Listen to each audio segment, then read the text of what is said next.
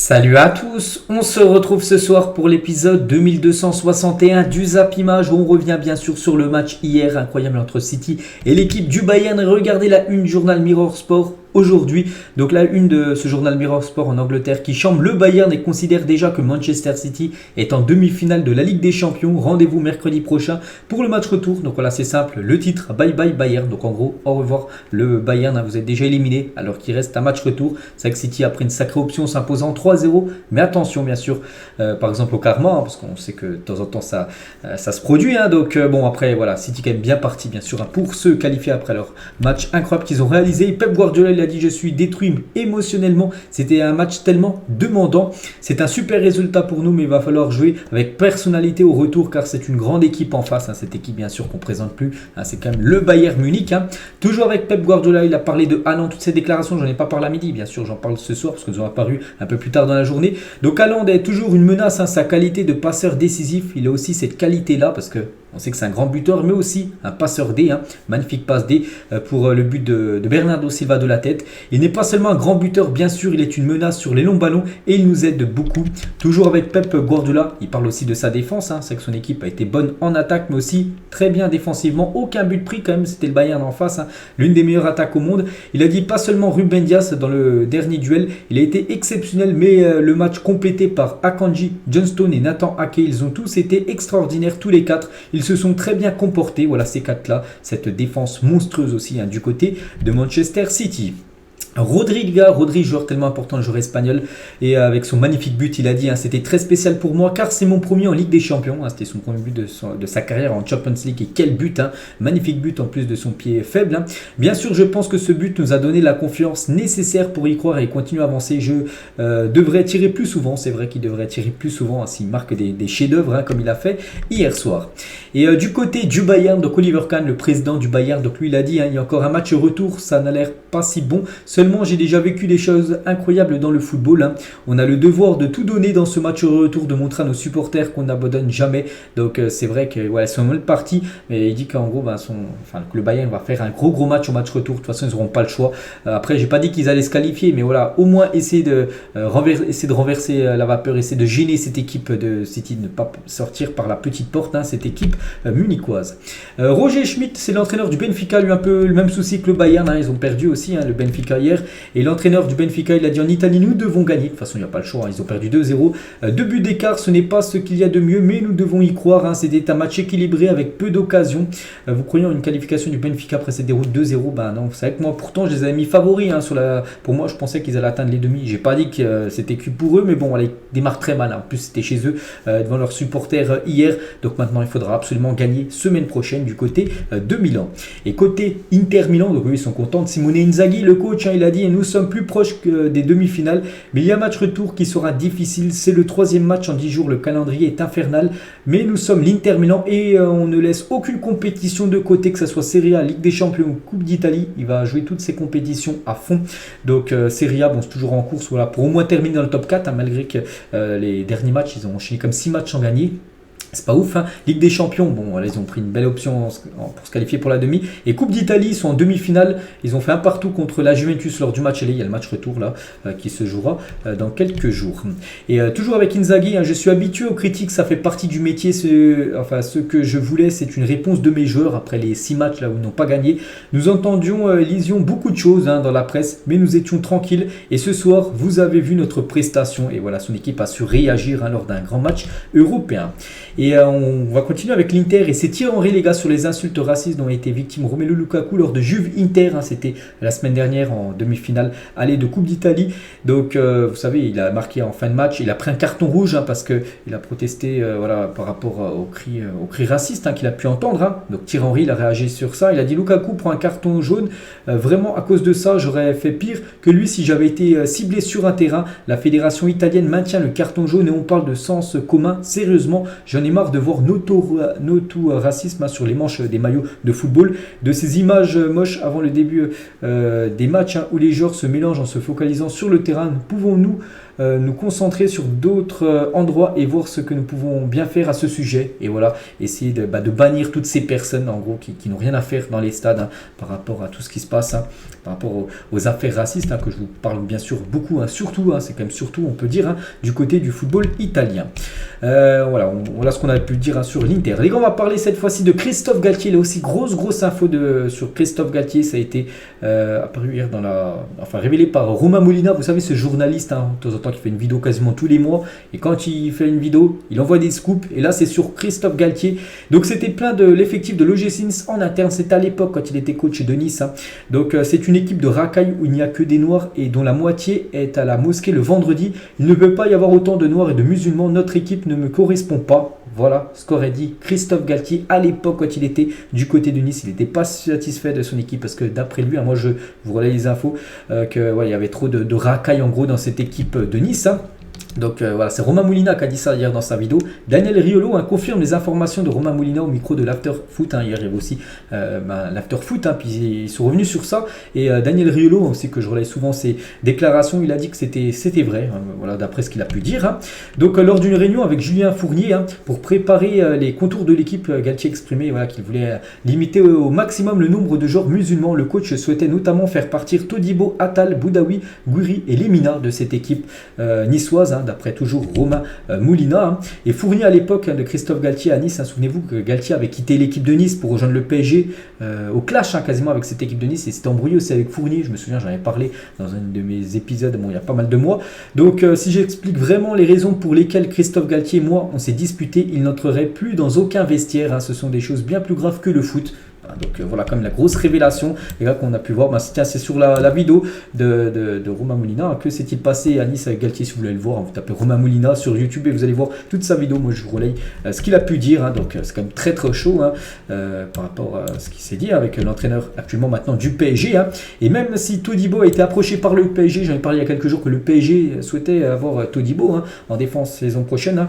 Donc le joueur a indiqué qu'il ne rejouerait jamais avec Christophe Galtier parce que les deux, ça passe plus du tout entre Todibo et Galtier. Donc voilà, bien sûr, Todibo, s'il venait à venir du côté du PSG, hors de question pour lui, qu'ils sont entraînés par Christophe Galtier. Donc voilà ce qu'il y a à dire sur ce sujet. Toute autre chose, les gars, on va parler de Paulo Fonseca, le coach de Lille. Et suite à la défaite de Lille face à Angers samedi dernier, souvenez-vous, ils ont perdu 1-0 l'équipe de Lille contre Angers qui n'avait plus gagné depuis septembre dernier. Bref, Paulo Fonseca a supprimé les 2 jours de repos initialement prévus pour les joueurs qui ont dû s'entraîner dimanche et lundi. Normalement dimanche, vu qu'ils ont joué samedi contre Angers, dimanche et lundi, ils avaient jour de repos, ils ont dû s'entraîner à cause de la défaite qu'ils ont eue samedi contre la Lanterne Rouge de la Ligue 1. Aujourd'hui, c'est l'anniversaire du japonais Hiroki Sakai, ancien joueur de l'Olympique de Marseille. Il fête aujourd'hui ses 33 ans. Bon anniversaire à lui. Et une petite info parce qu'il était présent lors de ce match. Maintenant, il ne joue plus à l'OM, mais il était présent il y a 5 ans cette fois-ci, jour pour jour. L'OM battait le RB Leipzig 5-2 dans un vélodrome en fusion. Et concernant Sakai, je crois qu'il a été même buteur en toute fin de match. Le gardien de Leipzig était monté. Il avait marqué, il n'y avait plus personne dans le but. Il y a une contre-attaque, il avait marqué le 5e but. C'était il y a 5 ans, jour pour jour. Ce soir-là, le peuple marseillais établissait un nouveau record d'affluence, 61 892 spectateurs. Donc une atmosphère unique en France. Et l'OM était qualifié pour les demi-finales de l'Europa League. Ils avaient battu le RB Leipzig en quart. En demi, ça avait été Salzbourg, qui était aussi Red Bull Salzbourg. C'était le même groupe, on va dire, les Red Bull. Salzbourg, cette fois-ci, une équipe autrichienne. Où Marseille avait aussi éliminé cette équipe autrichienne pour aller en finale contre l'Atlético. Ils avaient perdu la finale 3-0 contre l'équipe de Griezmann, mais il y a 5 ans. Il y avait eu ce vélodrome en fusion. Magnifique souvenir. Cette fois-ci, il y a 6 ans, jour pour jour, un certain Kylian Mbappé marquait le premier doublé de sa carrière en Ligue des Champions avec Monaco face à Dortmund. Incroyable, il avait mis un doublé à Dortmund. Il avait fait cette célébration devant le mur jaune du côté de Dortmund. C'était déjà il y a 6 ans, jour pour jour. On quitte, on prend plutôt la direction de l'Espagne. Regardez la une du journal Sport aujourd'hui. Lewandowski veut Messi. Ça fait la une et ça fait également la une du journal Mundo Deportivo. J'espère jouer avec Messi. Donc voilà, les deux, des journaux catalans, Sport et Mundo Deportivo, ça parle de Lewandowski. Il veut le retour de Messi du côté du FC Barcelone. Donc les deux qui sont affrontés lors du dernier mondial vont peut-être jouer ensemble saison prochaine. Et donc Lewandowski l'a dit, Messi appartient au Barça. Et s'il revient, ça sera quelque chose d'incroyable. Nous savons que sa place est ici à Barcelone. Je ne sais pas ce qui va se passer, mais j'espère que la saison prochaine, nous pourrons jouer ensemble du côté du FC Barcelone. Et toujours avec Lewandowski, il parle aussi de sa méforme actuelle parce que c'est que Lewandowski Lewandowski actuellement, c'est pas ouf, hein, il a du mal à marquer. Hein. Je ne serai jamais content, peu importe les buts que je marque. Hein. Après la Coupe du Monde, j'ai moins marqué, mais c'est toute l'équipe qui a moins bien joué lors des derniers matchs. Hein. Je sais que les gens veulent que je marque plus. Hein, voilà ce qu'il peut dire par rapport à sa période un petit peu moins bonne, hein, que avant la Coupe du Monde. Il était, enfin niveau stat, hein, il était beaucoup plus performant. Et peut-être c'est aussi par rapport à ça, les gars, c'est que Dembélé, vu qu'il n'est pas là, Dembélé il est blessé. Hein, ça va bientôt faire 3 mois quand même que Ousmane Dembélé est blessé. Donc Lewandowski cette saison joue avec Dembélé quand il est là, c'est plus de 1,08 buts plus passe D par match.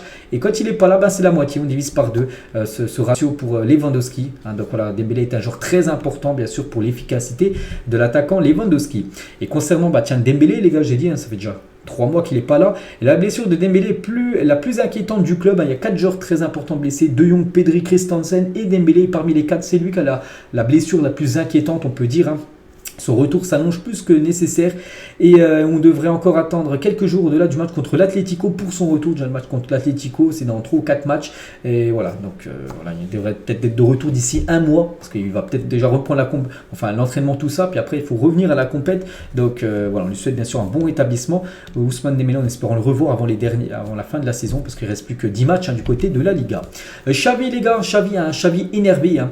J'entends à la télé que c'est la Liga la plus facile. C'est dernières années en gros que le championnat espagnol maintenant c'est un championnat facile. Hein. Il a dit je suis surpris, ça ne met même pas en colère. Hein. Nous sommes dans l'ère post-Messi. Le club a fait un effort titanesque pour être là où nous sommes. Entendre cela, c'est quelque chose que je n'aime pas. Hein, voilà ce que peut dire Xavi par rapport à ceux qui disent que la Liga est plus simple actuellement que la Liga il y a quelques années.